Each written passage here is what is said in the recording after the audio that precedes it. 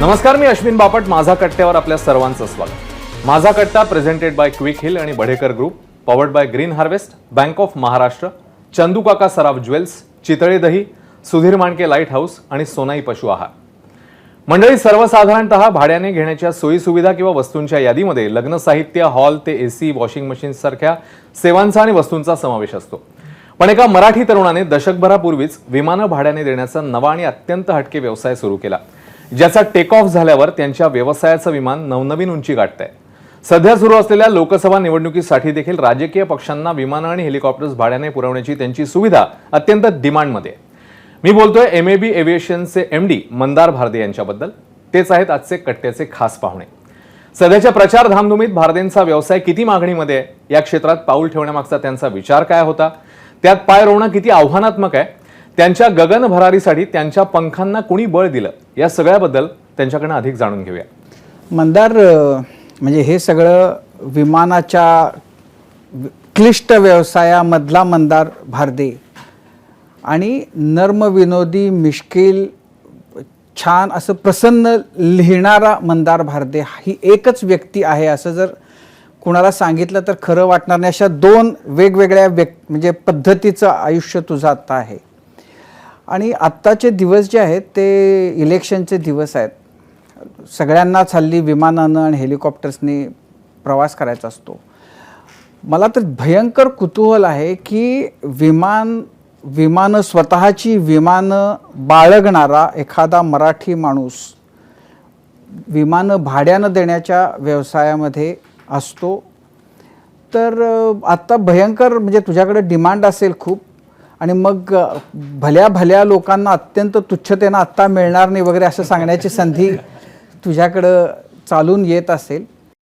तुच्छतेनं उपलब्ध नाही असं सांगण्याचं संकट मी माझ्यावर येऊ देत नाही.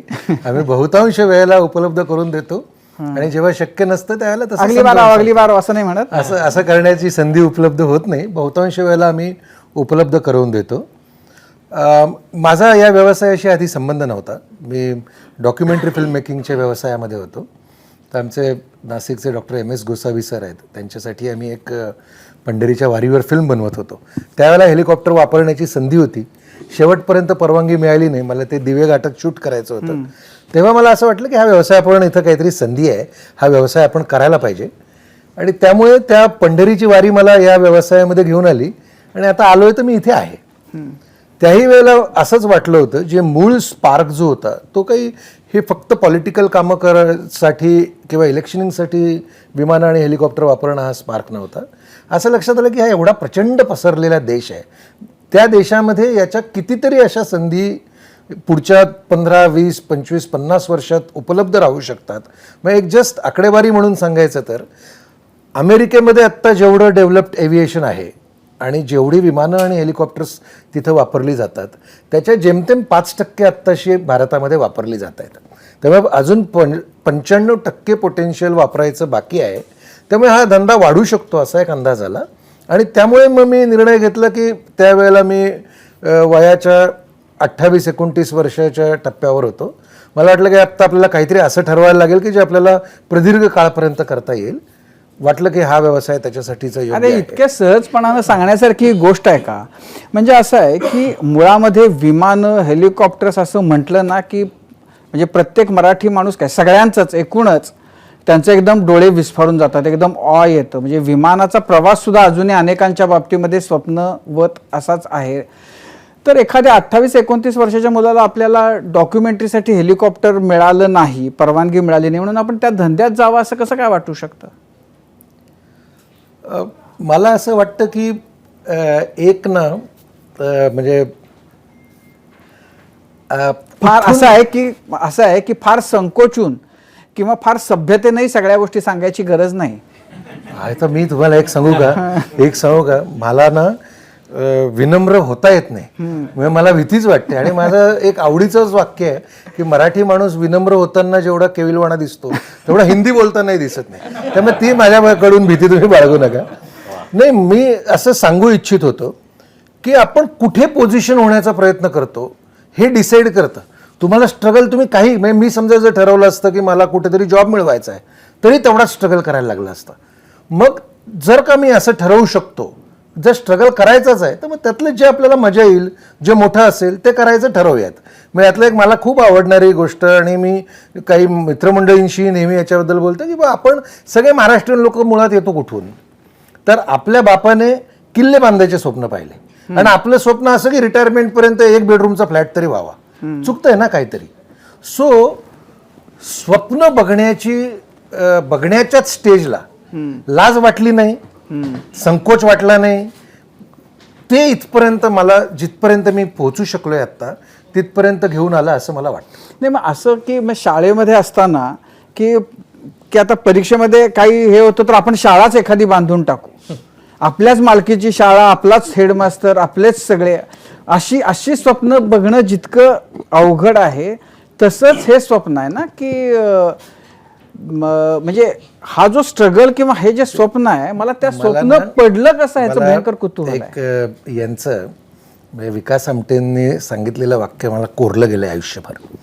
त्यांनी असं सांगितलं होतं की स्वप्न बघायला टॅक्स लागत नाहीत, आणि जर टॅक्स लागत नाही तर मग किरकोळ का पाहायचं. जिथं जे शक्य होऊ शकेल ते आपण करायला पाहिजे. ते करताना आपल्या जे मराठी लोकांना आणि बहुतांश लोकांना जो संकोच वाटतो, स्वप्नच बघायला संकोच करायला लागला माणूस, तर मग त्याचे दरवाजे बंद होत जाणार, एक एक दरवाजे बंद होत जाणार. मला आत्ता जेव्हा कोणी म्हणतं ना, तू मराठी माणूस आहे आणि तू का बरं, तू कसं काय एवढं स्वप्न पाहतो, मी तर सांगतो प्लीज वेट. 50 वर्षापूर्वी किर्लोस्करांकडे विमान होतं, त्यांचं स्वतःचं विमानतळ होतं. आपल्याकडे महाराष्ट्रातल्या अनेक उद्योजकांकडे कितीतरी आधीपासून आहे. माझ्याकडे नक्की माहिती नाही, पण स्वतःचं कंपनीच्या वापरासाठीचं विमान असणारे किर्लोस्कर हे टाटांच्याही आधीचे आहेत. सो हे सगळे उपद्व्याप करणारी मराठी माणसं ची एक मोठी परंपरा आहे. त्या परंपरेचा सगळ्यांनीच भागवायला पाहिजे. पण हे म्हणजे या धंद्यात येण्याच्या आधी तुझे विमान प्रवास वगैरे भरपूर झाले होते का? का विमानात म्हणजे बसला तरी होता का तू? फार कमी झालेले होते. म्हणजे मी मध्यमवर्गीय कुटुंबातनं येतो, त्यामुळे सर्वोच्च स्वप्न हे तुम्ही म्हणताय तसं रिटायरमेंट झाल्यावर जे प्रॉव्हिडंट फंडचे वगैरे पैसे मिळतात तेव्हा एक ट्रिप विमानाची करायची, याच्या पलीकडचं स्वप्न खरोखर कोणी बघितलेलं नव्हतं, गरजही नव्हती. सो खाजगीच विमानाचा व्यवसाय करायचा हे आमच्या सगळ्यांच्या पलीकडची गोष्ट होती. आणि त्यामुळे असं काही हे नव्हतं, स्वप्न वगैरे नव्हतं. मी म्हणालो तसं की तो बेशरमपणा लागतो एक, म्हणजे तो होता पुरेपूर माझ्यामध्ये. किंवा आपलं ते नेहमी नाटकात किंवा असं ना, आपला पगार काय, आपण बोलतो काय, असं म्हणलं की मग काही करता येत नाही. मग दमून जायला होतं, भयंकर सुरुवातीला दमून जायला होतं. मला जेव्हा मी म्हटलं आता ठीक आहे मग विमानाचा धंदा करूयात, हेलिकॉप्टरचा धंदा करूयात, त्यावेळेला माझ्याकडे सगळं मिळून भांडवल एवढं होतं की माझा एक मित्र विलेपार्ल्याला राहायचा, अजित जोशी म्हणून.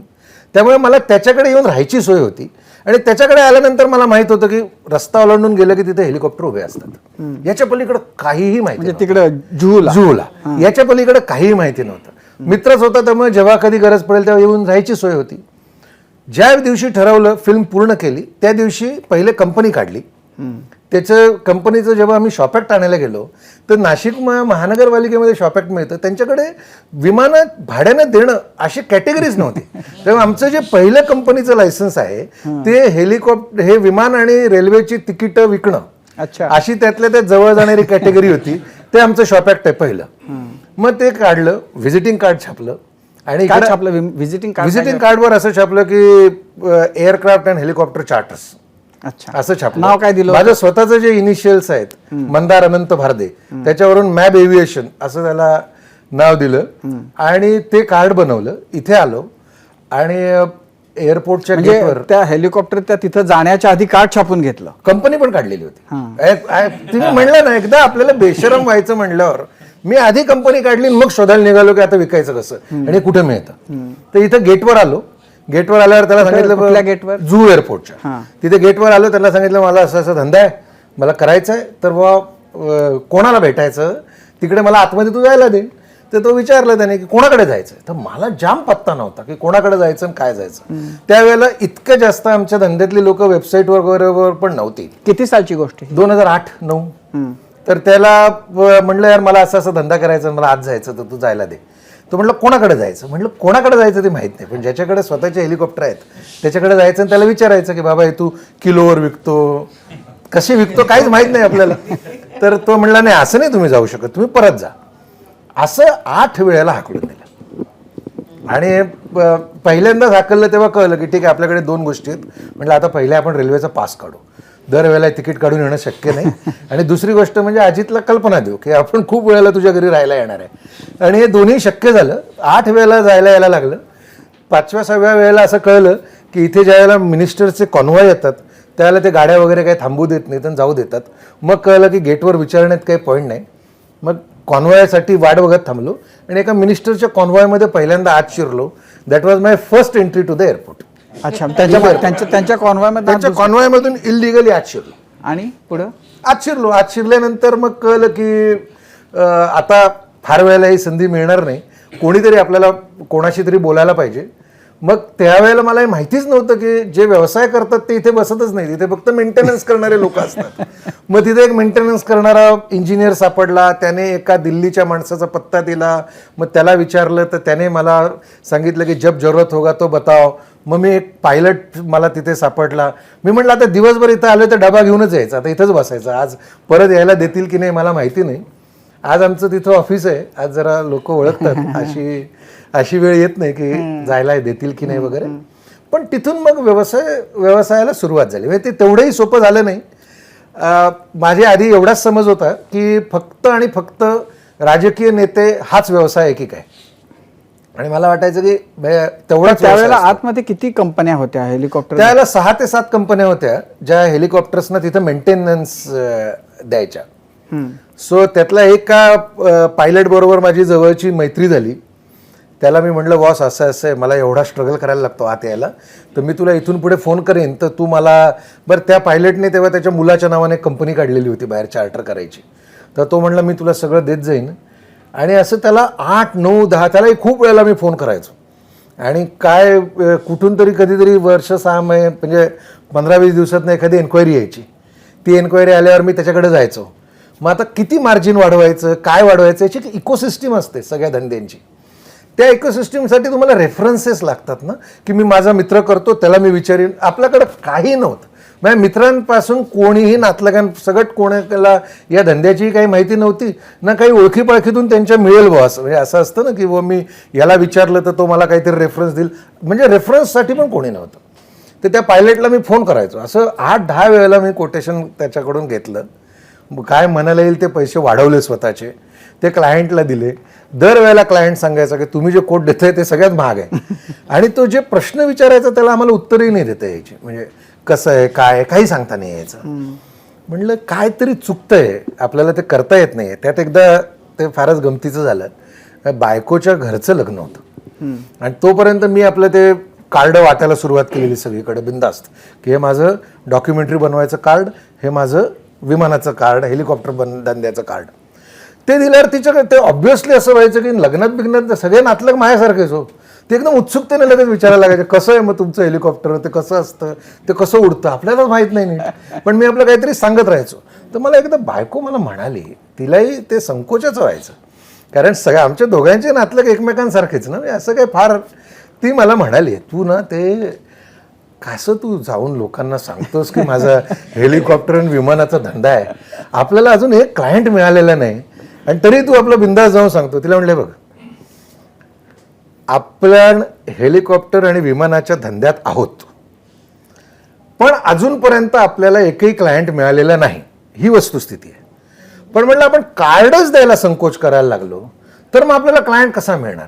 सो संकोच कसं करून चालणार. आपण जर हा धंदा आता करायचं ठरवलंय आणि लिटरली सांगतो की त्याच्यानंतर अगदी म्हणजे सुरुवातीच्याच काही दिवसांमध्ये आम्हाला क्लायंट मिळायला सुरुवात झाली. हा धंदा त्यावेळेला असा होता की हेलिकॉप्टर कोणाची, क्लायंट कोणतरी, आपण मध्ये यांना आणि त्यांना जोडून द्यायचं असा होता काय, कसा तो होता धंदा? हा तसाच होता की ज्यामध्ये ब्रोकरेज व्यतिरिक्त कुठल्याही कौशल्याचा काही संबंध नव्हता. आत्ता माझी कंपनी करते म्हणजे काय करते, there are many brokers, they are already now in to the market. आमचा रोल याच्यामध्ये असा आहे की तुम्ही जे तुमचं राजकीय पक्षाने जे त्यांचं राजकीय उद्दिष्ट ठरवलेलं आहे, म्हणजे व्यापक नव्हे, त्यांच्या निवडणुकीपुरतं त्यांनी जे उद्दिष्ट ठरवलेलं आहे त्या उद्दिष्टातलं maximum optimum utilization of resources करून त्यांना ते उद्दिष्ट अचीव करून द्यायचं. हे करण्याचा आमचा परफॉर्मन्स हा सातत्याने वाढत गेलेला आहे आणि तो अधिकाधिक चांगला होत गेलेला आहे, म्हणून आमचं या इकोसिस्टीममध्ये स्थान आहे. नाही, पण मुळामध्ये पहिला क्लायंट मिळाला कसा मग तुला? नाही, पहिला राजकीय क्लायंट जो मिळाला त्याच्यामध्ये एक प्रिंटआउट काढली होती आणि मी नाव घेणार नाही आत्ता, पण एक प्रिंटआउट काढली होती. त्या प्रिंटआउटमध्ये मुख्यमंत्र्यांपासून ते सगळ्या मंत्र्यांची यादी होती. मलाही तेव्हा असं वाटायचं की फक्त हेच काम करतात आणि यांच्याचकडे असेल. सो मला असं लक्षात आलं की अरे, मुख्यमंत्र्यांच्या ना आपल्याला घरी जाता येते, ना मुख्यमंत्र्यांच्या ऑफिसला आपल्याला कोणी यायला देते, आणि आपण ज्यांच्याशी बोलतो आहे, ज्यांना प्रेझेंटेशन देतोय, त्याला मुख्यमंत्री विचारतायत की नाही विचारत आहेत ह्याचाही आपल्याकडे काही सोर्स नाही. पण मी प्रयत्न केला तर ते जे सिझन्ड मंत्री होते तिथं माझी काही एंट्री होण्याचं कारण नव्हतं. त्या भागामध्ये मला जाण्याचा काही संबंध नव्हता. मग मी यादी खालून वाचायला सुरुवात केली. मी म्हटलं जसं आपण नवे आहोत तसे असे तर असतील ना कोणी मंत्री आमदार की जे नवे आहेत आणि ज्यांनी कधी यूजच नाही केलं. मग मी असे सगळेजण जे तिथे कॉल करायला सुरुवात केली. मग मला असं लक्षात आलं की पहिल्या म्हणजे हे लॉजिक काम करायला लागलं. हे फोन केल्या केल्या मला ते बोलवायला लागले आपण. मग इथं एक परिस्थिती अशी होती की आम्ही गेलो की आताही यायला द्यायचे नाहीत. इथे परिस्थिती अशी होती की आम्ही फोन केल्यावर ते आम्हाला बोलवायला लागले. मग अगदी म्हणजे मी अगदी विनम्रतेनं सांगतो की मला जेव्हा पहिले क्लायंट मिळाले ना त्यांचं काही काम नव्हतं, त्यांना कुठेही जायचं नव्हतं. मी एक समाव त्यांना कन्व्हिन्स केलेलं की तुम्ही आपलं इथून इथे एक दौरा करा. सो मला असं वाटतं की हेलिकॉप्टर अवेलेबल झाल्यावरच त्यांनी दौरा केला आणि मग नंतर तर मग ती ट्रिक चालून गेली. म्हणजे मग आता असं आम्ही 11 पॉलिटिकल पार्टीज बरोबर अक्रॉस इंडिया काम करतो. पण मग हेलिकॉप्टरमधनं विमान खरेदीपर्यंतचा जो टप्पा आहे तो कसा झाला, किती काळात झाला? पहिलं विमान मुळामध्ये असं आहे की यांच्या किमती प्रचंड असतात ना, त्याच्यातही रेंज आहे. म्हणजे जशी कारमधली पूर्ण रेंज आहे तशी रेंज आहे. मी माझं पहिलं विमान जेव्हा घेतलं ते 2015-16 साली मी पहिलं विमान घेतलं. ते घेण्यासाठी जे एअरलाईन परमिट करायला लागतं त्याला बराच काळ लागतो. तर त्यावेळेला आम्ही ती प्रोसेस सुरू केली एअरलाईन परमिट करायची. सो 15-16 साली माझं पहिलं विमान, 17 साली पहिलं विमान आलं. काय आणि किंमत तोपर्यंत एअरलाईन तर ते अगदीच एंट्री लेवलवरचं विमान होतं. म्हणजे 2-1 करोड रुपयाचं विमान होतं. ते छोटं विमान होतं. आता जसे जसे आमची फ्लीट ग्रो होती आहे त्या विमानाचा VIP फ्लाईंगसाठी काही उपयोग नव्हता. ते विमान फक्त जॉय राईड्स करणं. आम्ही त्या विमानावर ऑर्गन ट्रान्सफर करण्याची परमिशन्स घेतलेल्या होत्या. त्या विमानावरून आम्ही फ्लॉवर ड्रॉप करायचो. आम्ही जेव्हा मला कुठलेच क्लायंट मिळत नव्हते त्याला तुम्ही पेपरला वगैरे बघत असेल की मंदिरावर जाऊन फुलं टाकायची आणि असले सगळे हे क्लायंट सोपे होते. कारण त्यांच्याकडे आम्ही जाऊन अप्रोच झालो की कुठले कुठले मंदिरांचे ट्रस्ट वगैरे वगैरे. म्हणजे तुम्हाला आश्चर्य वाटेल की आत्ता जेव्हा आता आम्ही नाही आहोत या धंद्यामध्ये पण बरेचसे जण आहेत अजूनही की हे फ्लॉवर ड्रॉप करायचं आम्ही जेव्हा काढलं ना तेव्हा हे काय करायचे, मंदिरासाठी जेव्हा पैसा गोळा करायचा असायचा त्याला ते मंदिराचे मॅनेजमेंट आमच्याकडून हेलिकॉप्टर हायर करायचे, त्याचा लिलाव करायचे आणि जो सगळ्यात मोठा लिलाव देईल त्या लिलावातनं आमचे पैसे आम्हाला देऊन टाकायचे. उरलेले पैसे जे ते त्यांच्या ट्रस्टला मिळायचे.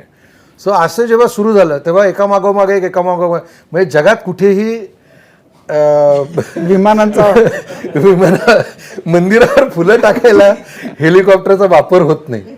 मग ते व्हॅलेंटाईन्स डेच्या आयडिया काढल्या. हे सगळं जे आहे ना हे त्यावेळेचं काम आहे ज्या वेळेला कोणी उभं करत नव्हतं. मग आम्ही म्हटलं अरे जॉय राईड्स आपण हेलिकॉप्टरनं कपल्सना घेऊन जाऊ. मग आम्ही कपल्सना हेलिकॉप्टरने फिरवायला सुरुवात केली आणि मुंबईमध्ये लोकांनी रांगा लावून माझ्याकडून व्हॅलेंटाईन डेसाठी हेलिकॉप्टरची तिकीटं घेतलेली आहेत. जे कोणी आमच्याकडे यायचे त्यावेळेला ना त्यातल्या बहुतांश जणांना मुख्य भीती आहे तुम्ही सोशल मीडियावर नाही ना टाकणार, हिच्या बाबांना माहीत नाही आहे. सो असले काय काय विषय आम्हाला हँडल करायला लागायचे.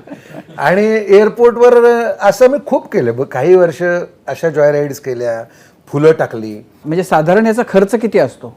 म्हणजे आता बऱ्याच प्रेक्षकांना असा प्रश्न पडेल की हेलिकॉप्टर जर मला हायर करायचंय व्हॅलेंटाईन डे आता लग्नांना करतात बरेचसे जण. म्हणजे आम्ही ॲक्टिवली नंतर त्याच्यातनं बाजूला झालो फॉर सोशल रिझन्स त्याच्यामध्ये होते. आमच्या असं लक्षात आलं की ते हुंडा घ्यायची एक नवीन पद्धत आम्ही ओपन करून दिली आणि ते मुलीच्या आईबापाला जरा फारच तापाचं होईल. त्यामुळे आता आम्ही म्हणजे मुलाच्या आईबापांनी फोन केला तरच त्या हेलिकॉप्टर त्या लग्नासाठी देणं हे खरं व्यवसाय म्हणून गैर आहे, पण ते फार ऑड वाटतं. आम्ही त्या जेव्हा आयडिया काढली तेव्हा हे आपले लोक या दिशेला नेतील असं वाटलं नव्हतं. पण 3-3.5 लाख रुपयामध्ये लोक एक चांगली चार्टरची ट्रिप पण करतात. त्याचं हेलिकॉप्टरचं शेवटी ते आता हे कळलं ना, म्हणजे जेव्हा कळलं असेल की हे किलोवर मिळत नाही, ते काय ज्या पद्धतीने हेलिकॉप्टर्स मिळतात, कसे मिळतात वगैरे, तर त्यांचे म्हणजे ती भाडी जी असतात हेलिकॉप्टरची काय किंवा विमानाची काय, ती म्हणजे काय दिवसाच्या बेसवर असतात? 1 तास फ्लाय करण्याचं करणं या एककावर ते विकलं जातं. आपण दोन्ही, हेलिकॉप्टर पण आणि विमान पण. सो आमच्याकडे ठरलेले एकक हे आहे की 1 तासाचा प्रवासाला किती पैसे लागतील या प्रकारे ते विकलं जातं. आमच्याकडे कायम बातम्या येतात की मुख्यमंत्र्यांच्या विमानात काहीतरी बिघाड, त्यांना या ठिकाणी पोचायचं होतं, ते पोचू शकले नाही किंवा तत्सम बातम्या. तर हा जो बिझनेस आहे म्हणजे सगळ्यांना अर्धा तासात जिथे 5-6 तास लागणार होते तिथे पोचायचं म्हणून वापरला जाणार वगैरे, तर असं कधी झालंय का तुमच्या बाबतीत की टेक्निकल इश्यूज आले, काहीतरी खूप मोठी महत्त्वाची असाइनमेंट होती पण तांत्रिक बिघाड आले, हवामानाचा फटका बसतो, तर असं काही घडतं? आणि मग त्याच्यावर काय असतं, कसं असतं? म्हणजे हे असं घडतं. आपण एक समजून घेऊयात की जहाज, रेल्वे, गाडी या सगळ्यांमध्ये बिघाड झाला तर हे जमिनीवर आहेत किंवा पाण्यामध्ये आहेत. सो यांचं त्याच्या पलीकडे नुकसान होणार नाहीये. जहाज तरंगत राहील, जिथं आहे तिथं गाडी उभी राहील, रेल्वे इंजिन जागेवर उभं राहील, त्याला काही फरक पडणार नाहीये. आम्हाला चूक करण्याची परवानगीच नाही. एव्हिएशनमध्ये म्हण आहे की तुमच्या चुकीने तुम्हाला एव्हिएशनमध्ये कधी शिकता येत नाही, तुमच्या चुकीने लोक शिकतात. तुम्ही राहतच नाही काय चुकलं ते सांगायला. त्यामुळे 0 टॉलरन्सवर काम करावं लागतं. आणि आम्ही बंद पडलो तर आम्हाला जागा नाही उभं राहायला. त्यामुळे छोट्या छोट्या गोष्टींमधले पण जर सेन्सर्स असतील, म्हणजे असंही घडलेलं आहे की कुठल्या तरी एखाद्या उंदराने किंवा काहीतरी हालचाल केली आजूबाजूला, त्यामुळे एक सेन्सर ॲक्टिव्ह झाला. तो सेन्सर ॲक्टिव्ह झाल्यानंतर कुठल्या तरी VVIPचा प्रोग्राम त्याच्यामुळे 3 तास डिले झाला. सो इतक्या 0 टॉलरन्सवर या गोष्टी कराव्या लागतात. आपल्याकडे मी म्हणालो तसं जस्ट आकड्यांमध्ये समजणं सोपं जाईल म्हणून सांगतो. आकडे एक्झॅक्ट नाहीत पण जवळ जाणार आहेत. भारतामध्ये सगळं मिळून खाजगी विमानं आणि हेलिकॉप्टर सगळे मिळून 250 ते 250 आहेत. अमेरिकेमध्ये 30,000 आहेत. आपल्याकडे मिलिटरीचे आणि याची सगळी विमानं, हेलिकॉप्टर, मिलिटरीचे वगैरे सगळे एअरपोर्ट धरले तर आपल्याकडे 250 आहेत. त्यांच्याकडे 19 ते 20,000 एअरपोर्ट आहेत. एकेका जिल्ह्यात 8-8, 9-9, 10-10 एअरपोर्ट आहेत. सो त्यामुळे एखादं विमान बंद पडलं, हेलिकॉप्टर बंद पडलं तर त्याची इकोसिस्टीम तिथे मोठ्या प्रमाणावर डेव्हलप झालेली आहे. आपल्याकडे एखाद्या विमानाला काही पार्टचे जरी प्रॉब्लेम झाला तरी अनेकदा 4-4, 5-5 दिवस तो पार्ट प्रोक्युअर करून इथं येऊन क्लिअर होऊन हातात मिळायला लागतो. त्यामुळे आमचं जे टेक्निकल एरर्स जे आहेत त्याची बातमी होते. अदरवाईज ते अगदी नॉर्मल गोष्ट आहे. नाही, पण एखादा असा आहे का किस्सा की खूपच महत्त्वाचा कार्यक्रम होता आणि असं काहीतरी म्हणजे विमान उडूच शकलं नाही किंवा काय, आहे ना, मग तुम्हाला मग काय करावं लागतं? तुम्हाला मी एका डिलेचा किस्सा सांगतो. म्हणजे त्या किस्स्यानंतर मी सुरुवातीला जे सांगितलं ना की स्पष्ट बोलणं आणि विनम्र नसणं याचा फायदा होतो, त्याचं हे आहे. 4 हेवीवेट मिनिस्टर आणि इथून नंदुरबारला जायचं होतं आणि 4ही जण नंदुरबारला, मुंबईहून नंदुरबारला जाणं माझ्या मते एक 350 किलोमीटरचं अंतर असेल. 7 तासाचा जरी बाय रोड प्रवास असेल. नेहमीप्रमाणे निवडणुकीचा शेवटचा दिवस, ते कमी वेळात पोचणं एकदम त्यामुळे त्याची लिमिटेशन असणं, असं चॅलेंजिंग चार्टर. 4 जण 1 हेलिकॉप्टर. एअरपोर्टवर आल्या ऑपरेशनवाल्याने आनंदाची बातमी, मी त्या दिवशी चला सगळ्यांना एका फटक्यात भेटता येईल आणि आम्ही कसं कार्यक्षम आहोत असं दाखवता येईल हे दाखवायला मी एअरपोर्टवर गेलेलो. तिथे ते गेल्यानंतर आनंदाची बातमी दिली की वेदर खराब आहे आणि डिपार्चरला डिले होईल आणि आपण पोचू शकणार नाही. मी गेलो, त्यांच्यातले जे सगळ्यात मुख्य आहे त्यांना सांगितलं सर असं वेदर खराब आहे, आपण पोचू शकणार नाही. त्याने म्हणे काय खोटं बोलतो यार तू, म्हणे तुला काय अडचण असेल तर सांग ना. का म्हणलं काय, म्हणे काय इथं टळटळीत ऊन पडलं आहे, तिकडे जिथे नंदुरबारला जायचं आहे तिथं ऊन पडलं आहे, तू काय सांगतोयस की वेदर खराब आहे. म्हटलं सर तुम्ही माझं ऐका, वेदर सुटेबल नाही, आपण जाऊ शकणार नाही. म्हणे आता काय करायचं, असं त्यांनी उपासाने मला विचारलं. म्हटलं वॉक घेऊयात आपण इथे, तोपर्यंत आपल्याला पुढचं काहीतरी मिळेल. ठीक आहे म्हणे, आता तुमच्याबरोबर वॉक घेतो. असं करून प्रॅक्टिकली आम्ही 5 जण तिथे वॉक घेतोय. 15-20 मिनिटांनी त्यांच्यातल्या एकाचा मला फोन आला. तिथे त्यांनी मला सांगितलं, म्हणजे तुम्ही म्हणताय ते बरोबर होतं, म्हणजे खरंच कसारा आणि या भागामध्ये पाऊस सुरू झालेला आहे. आणि मी म्हटलं अहो तिथं वेदर चांगलं, इथं वेदर चांगलं, पण आपल्या रस्त्यात पण वेदर चांगलं असलं पाहिजे ना, आपण कसं जाणार. त्यावेळेला जे माझ्यावर चिडले होते आणि परत तुझ्याकडून काम करणार नाही असं सांगत होते, आता या घटनेला 10 वर्ष झाले, तो क्लायंट कुठेही गेलेला नाही. तर मला असं वाटतं की मी आणि इतर काही मंडळी हे काम सुरू करण्यापूर्वी ना ते एक टिपिकल हो जाएगा सर असं म्हणूनच क्लायंट सांभाळण्याची पद्धत होती. आम्ही ज्या वेळेला स्पष्ट बोलायला सुरुवात केली, जे वाईट आहे ते आधी सांगायला सुरुवात केली, याचं आम्हाला ॲडव्हान्टेज मिळाला आणि तो माझा क्लायंट आजही बरोबर आहे. तुम्ही आत्ता मेंटेनन्सचा तर उल्लेख केलाच आहे, पण साधी सायकल घ्यायची, गाडी घ्यायची, तुमच्या बिल्डिंगमध्ये पार्किंगची सोय आहे का, मेंटेनन्स कसा करायचा, या गोष्टी असतात. तर तुम्ही जेव्हा हेलिकॉप्टर्स किंवा विमानं घेता तर तुमच्या दृष्टीनं पार्किंगची जागा किंवा ते ठेवायची जागा याचा विचार कसा करता. मी खरं सांगू का की सरकार आत्ता प्रयत्नशील आहे आणि सर्व स्तरावर आता एव्हिएशनचा किमान विचार तरी केला जातो आहे. ठीक आहे. सेकंड थिंग, आत्ता सर्व पातळ्यांवर चॅलेंजेस आहेत, म्हणूनच ग्रोथची संधी आहे, म्हणूनच आत्ता इन्व्हेस्ट करायला पाहिजे. सो आत्ता सोपं नाहीच आहे, तेवढे एअरपोर्ट्स पण नाही आहेत, तेवढ्या मेंटेनन्सच्या फॅसिलिटी पण नाही आहेत. पण मी मगाशी आकडेवारी यासाठी सांगितली की हे जर 300 ते 30,000 असा प्रवास हा होणार असेल तर आपण त्या प्रवासाचा भाग असला पाहिजे आणि त्यातला मोठा हिस्सा आपल्याकडं असला पाहिजे. हाच तर व्यवसाय आहे. जर 200-250 एअरपोर्टपासून 19-20 हजार एअरपोर्टपर्यंत एअरपोर्ट अमेरिकेसारख्या देशाला लागत आहेत, तर आपले पण देश तेवढाच मोठा आहे, आपल्याकडे पण तेवढीच लोकसंख्या आहे, आपलं पण पर कॅपिटा इन्कम आणि हे सगळं वाढत वाढत चाललेलं आहे. मी राकेश झुनझुनवाला साहेबांशी जेव्हा हे आकाशा एअरलाईन्सचं ते चालू होतं, ते माझे खूप जवळचे मित्र होते. त्यांच्याशी जेव्हा बोललो होतो तेव्हा त्यांनी लॉकडाऊनमध्ये मला बोलावून घेऊन सांगितलेलं की ते एअरलाईन स्थापन करतायत. आणि मी त्यांना विचारलेलं की यार कशाला तुम्ही या क्षेत्रामध्ये जाताय, तर ते म्हणाले का अरे जातील कुठे लोक, ज्यावेळेला लॉकडाऊनमधनं बाहेर येतील त्यावेळेला त्याला स्वतःला तो 3 वर्ष जर घरामध्ये 2.5 वर्ष घरामध्ये बसलाय तर त्याला कुठेतरी ते स्वतःला असं सांगावं असं वाटेल की मी पण काहीतरी करतोय, तो बघ कसं खर्च करेल. आणि मला तेव्हा विश्वास बसला नव्हता, पण आपण आत्ता पाहतोय. सो आम्ही जे बुलिश आहोत आमच्या धंद्याच्या बाबतीत, ते बुलिश असण्याचं कारणच हे आहे की इथे आत्ता पुरेसे इन्फ्रास्ट्रक्चर नाही. पार्किंगला त्रास होऊ शकतो का, होऊ शकतो. मेंटेनन्सची माणसं मिळत नाहीत का, अजून तेवढी मिळत नाहीत. ट्रेनिंग आणि हे नाही आहेत का, अजून तेवढं नाही आहे. पण स्कोप आहे, सो हरकत नाही बुलिश असायला.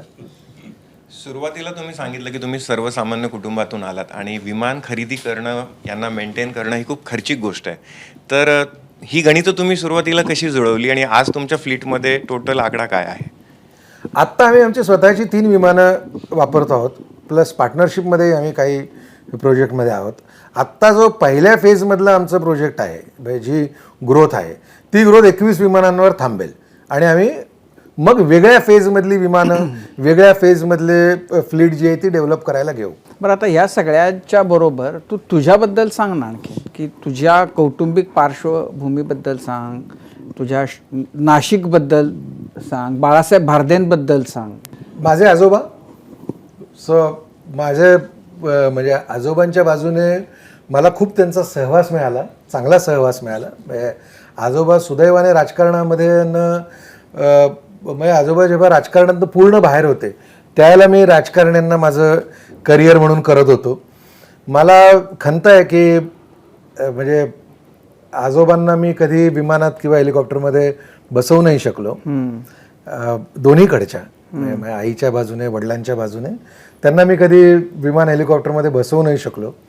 त्यांची अख्खी हयात गांधीयन आणि अत्यंत साधं राहणं या प्रकारची त्यांच्या म्हणजे असं आहे की नव्या पिढीला त्यांच्या भाषणांची जी गंमत होती, त्यांचं भाषेवरचं जे प्रभुत्व होतं आणि त्यांचं त्या गोष्टी एकमेकांना जोडून अत्यंत साध्या सोप्या शब्दांमध्ये खिळवून ठेवण्याची जी हातोटी होती, मला आज म्हणजे असा एकही राजकारणी दिसत नाही. मला असं वाटतं की तुझ्याकडे ते लिहिण्याचं जे आहे तर ते कदाचित आजोबांचा इतका इंटरेस्टिंग किस्सा आहे ना. मी म्हणलं मी पंढरीच्या वारीची फिल्म बनवत होतो, तर त्यावेळेला ना एक थोड्याशा शिष्ट प्राध्यापिका एक आजोबांच्या समोर बसलेल्या होत्या. तर आजोबांनी त्यांना खूप कौतुकाने सांगितलं की आजोबा होते माझे त्याला, तर म्हणे हा माझा नातू आहे आणि हा अशी अशी वारीवर फिल्म बनवतोय आणि आळंदी ते पंढरपूर चालत जाणार आहे वगैरे वगैरे असं सांगितलं. तर त्या मॅडम आजोबांना म्हणाल्या की अहो काय ते वारीचं खरं आहे म्हणे, त्याच्यात काय अर्थ आहे म्हणजे, काय सगळे लोक आजूबाजूला घाण करून टाकतात म्हणे, त्या वारीला चालणं अवघड आहे, तुम्ही कौतुक करताय. तर आजोबा फ्रॅक्शन ऑफ सेकंडमध्ये त्याला म्हणाले, अहो म्हणे ताई मला इतकं कौतुक वाटतं, तुम्ही डॉक्टरेट आहात असं तुम्ही सांगितलं म्हणे, अख्खे 10 लाख लोक पंढरपूरच्या विठोबाकडे बघून चालत जात असताना तुम्ही आजूबाजूला बघत कशाला चालत होता असं त्यांनी सांगितलं. आणि मला त्याच्यातनं ना असे ज्या वेळेला कोणी म्हणतं ना की इकडे हे खराब आहे ते खराब आहे, त्यावेळेला मला आजोबांचं ते आठवत राहतं की आपण आपलं पंढरपूरकडे बघत चालायचं, हे आजूबाजूकडे बघत चाललं तर मग आपण खड्ड्यात पडणार असं. तर असं ते इतकं सांगायचंय म्हणजे मला फार सल आहे की आपण कधी त्यांना विमानात किंवा हेलिकॉप्टरमधनं घेऊन नाही जाऊ शकतो. त्यांचा एक दुसरा किस्सा आजोबांचा आमच्या आहे, त्यांना पद्मभूषण मिळालं आणि त्याच्यासाठी म्हणून म्हणजे त्यांना ते प्रोटोकॉल वगैरे खूप देतात ना. तर आजोबांना दिल्लीमध्ये बोलवलं आणि दिल्लीमध्ये एक असं दिल्ली स्टाईल एक अधिकारी वगैरे आला, त्या अशोका हॉटेलमध्ये वगैरे आजोबांची व्यवस्था केलेली. तर तो अधिकारी आल्यावर आजोबांनी त्याला विचारलं की अरे म्हणे इथं किती खर्च येतो राहायचा. तर त्याला वाटलं काहीतरी गडबड आहे. तो म्हणले की हवा असं काय, हा जो सूट आहे म्हणे याचा काय 10,000 रुपये खर्च येतो. अरे म्हणे कशाला म्हणे, तिथं मी गांधी भवनमध्ये मी राहतो, मला 150 रुपयात रूम मिळते, मी जातो म्हणे तिथे. तर ते जायला निघाले खरोखरच. म्हणजे लोक विश्वास ठेवणार नाहीत की इतकी साधी माणसं असतात. ते जेन्युअनली त्यांना कोणाला दाखवायचं नव्हतं, आजूबाजूला कॅमेरे आहेत म्हणून ते असं कोणी नव्हतं याला साक्षी. ते म्हणाले कशाला सरकारचे एवढे पैसे वाया घालवायचे, त्याच्यापेक्षा म्हणे मी तिकडे राहतो, मला 150 रुपयात राहायला मिळतं, लागतं काय म्हणे धोतर मला धुवून घ्यायला लागतं फक्त. आता काय कॉन्फिडन्स असेल ना. तुमची जी कॅचलाईन आहे 99.99% इज नॉट इक्वल टू 100, काय आहे त्यामागची कहाणी काय? आणि असं मला वाटतं अंकांमध्ये आहे ती. असं मी सांगतो की अगदी अभिमानाने सांगतो की जगभरामध्ये सगळ्या ज्या टॅगलाईन किंवा कॅचलाईन असतात त्या नेहमी शब्दांमध्ये असतात. शब्दांचे दुसरे अर्थ काढता येतात, पण तुम्हाला अंकांचा कधीच अर्थ दुसरा निघत नाही. सो अंक हे माणसं प्रिसाईज जेव्हा व्हायला लागले त्यावेळेला ते अंकांमध्ये आले. सेकंड थिंग इज मी स्वतः खूप आघळपघळ माणूस आहे आणि मला असं पटकन म्हणजे मी गमतीने सांगायचो मी खूप वर्ष ट्विटरवर आलोच नाही. मी सांगायचं हे 140 शब्दात आपण एक्सप्रेसच नाही होऊ शकत. आपलं नुसतं आपण सभा बघतो ना, या ठिकाणचे अमुक आलेत, त्या ठिकाणचे तमुक आलेत, मला 140 शब्द तर तेवढ्यालाच लागतात, त्याच्यानंतर भाषण कधी करू. तर म्हणून मी बरेच दिवस ट्विटरवर आलो होतो. सेम हा असा जो आघळपघळपणा आहे तो मला माझ्या या व्यवसायामध्ये मात्र गरजेचा नव्हता. मी थोडंसं चुकलं मी शेजारी उतरलो अशी परवानगी नाही, प्रिसाईज असणं गरजेचं आहे. तर हे प्रिसिजन माझ्या स्वतः नंतर जगभरामध्ये फिरलो, अनेक देशांमध्ये प्रवास केला आहे. भारत नावाचा जो ब्रँड आहे त्या ब्रँडला प्रिसिजन नसलेला ब्रँड असं समजल्याची एक जुनी फॅशन आली आहे. अनेक जणांनी आता ते बदललेलंही आहे. मग मला असं लक्षात आलं की नाही, आपल्याला एक स्वतःचं व्यावसायिक मूल्य म्हणूनही आणि देशासाठीचं एक महत्त्वाचं मूल्य म्हणूनही आपण प्रिसिजन, नेमकेपणा या दिशेनं जायला पाहिजे. म्हणून ती टॅगलाईन मला सुचली की आम्ही 99.99 याला सुद्धा परफेक्ट मानणार नाही, त्या 0.1% आम्ही स्ट्रगल करत राहू आणि मला माझ्या टीमला ते मोटिवेट करत राहतं. असा समज होऊ शकतो की इलेक्शन आल्या की तुमचे दिवस आले आणि इलेक्शन संपल्या की मग सगळं ओसरलं. तर म्हणजे ही तर स्थिती अशी असणार नाही, त्याच्या पलीकडे या सगळ्या सेवेचा तुमच्या लोक फायदा घेत असतील.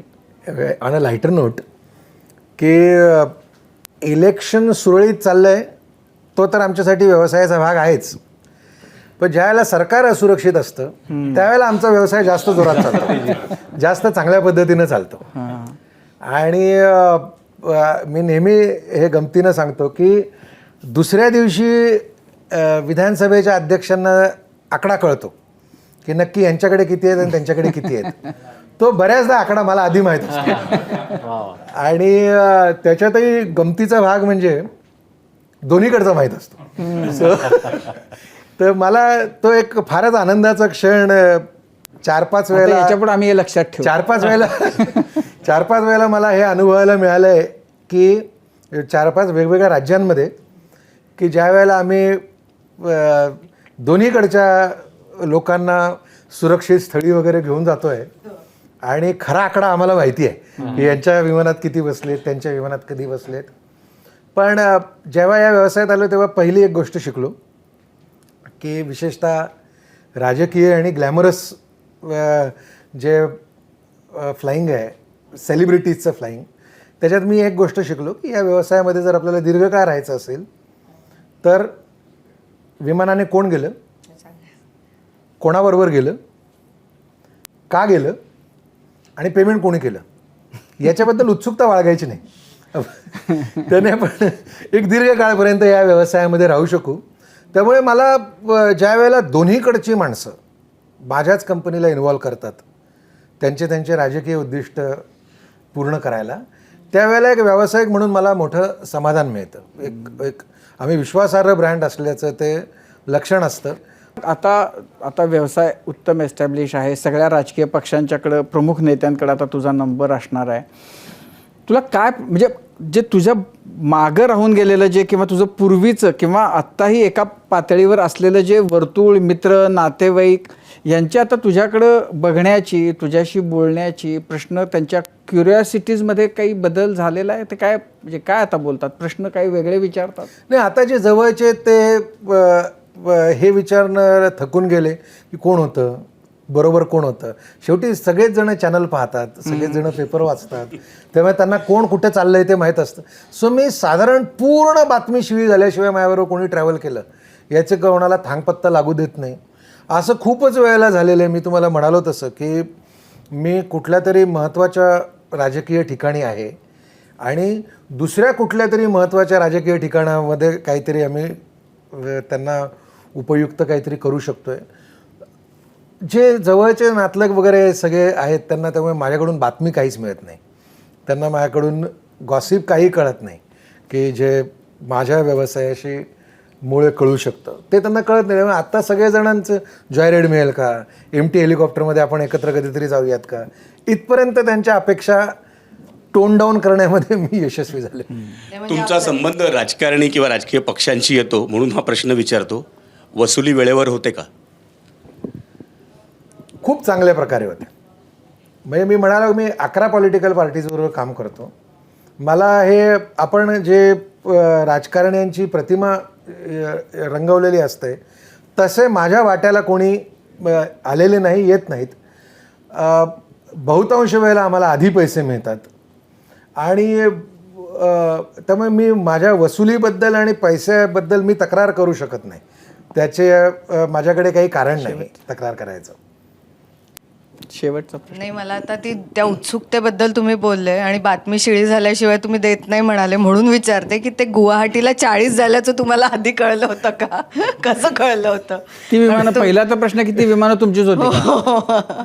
मी म्हटलं तसं मला तुम्ही या अशा तपशिलांमध्ये जाऊ नका आणि तसं मला शक्य होणार नाही. आणि राजकीय याच्या समज किंवा याच्याबद्दलचं जे आहे की म्हणजे न्यूज घडत असताना त्याचा भाग असणं, इट एक्साइट्स मी की जेव्हा बातमी घडवायला कोणीतरी निघालेलं आहे त्याच्या आधी मी त्याच्याबरोबर आहे, त्याच्या संपर्कामध्ये. म्हणजे मी तुम्हाला एक राजकारणाच्या बाहेरचा किस्सा सांगतो. सायरस मिस्त्री माझे क्लायंट होते आणि मला आउट ऑफ नो वेअर त्यांचा फोन आला आणि त्यांनी मला सांगितलं की मंदार मला हेलिकॉप्टर पाहिजे, मला या दिवशी हेलिकॉप्टर पाहिजे आणि इथून मला इथे हेलिकॉप्टरने जायचं आहे. तर त्यांचं पारशी समाजाचं एक प्रार्थनास्थळ आहे, तिथे त्यांना जायचं होतं. सो मी त्याप्रमाणे हेलिकॉप्टर 3-4 दिवस आधी रेडी केलं. त्यांच्याकडून मला त्याप्रमाणे पैसे आले आणि त्या दिवशी मी त्यांना रिसीव करायला एअरपोर्टवर जाताना मी काय पाहिलं की त्यांची अनाऊन्समेंट झाली होती की ते टाटा सन्सचे चेअरमन झाले आणि त्यामुळे त्यांना ज्या आज अनाऊन्समेंट झाली तर उद्या सकाळी त्यांना तिथे जायचं होतं.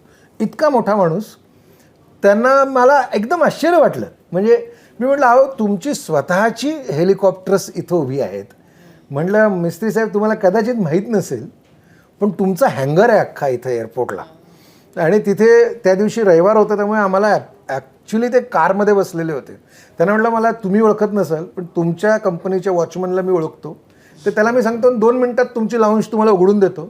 त्या माणसाने असं सांगितलं की नाही, मी माझ्या पर्सनल कामासाठी चाललो आहे, म्हणून त्यांच्या सेव्हिंग अकाउंटमधनं त्यांनी पैसे पाठवले आणि टाटा कंपनीची लाऊंजसुद्धा त्यांनी वापरली नाही.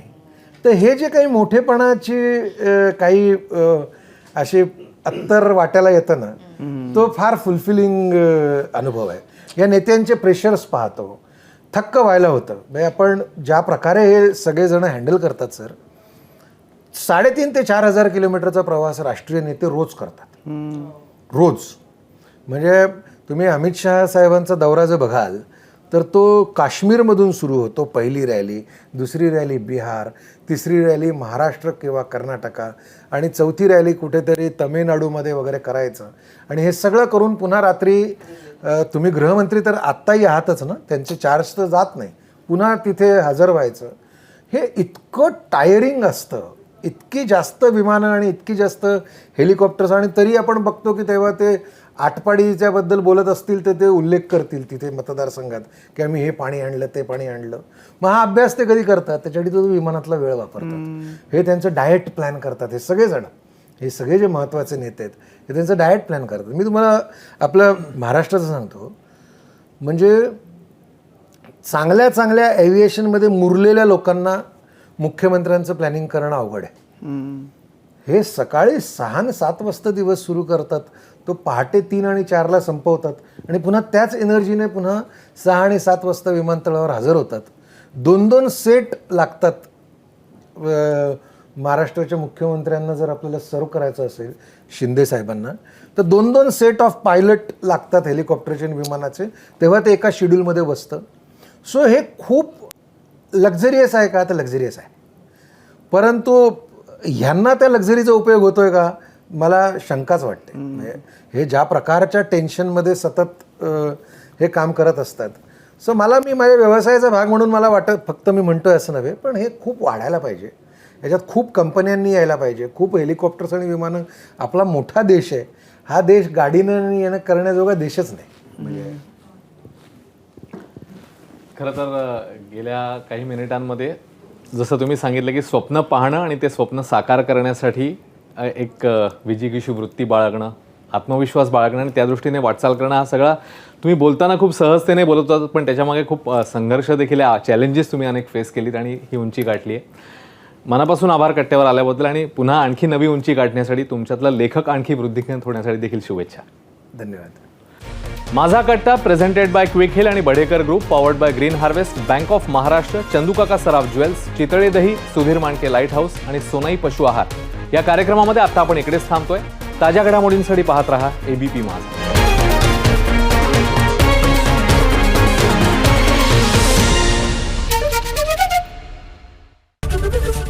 ABP माझा, उघडा डोळे बघा नीट.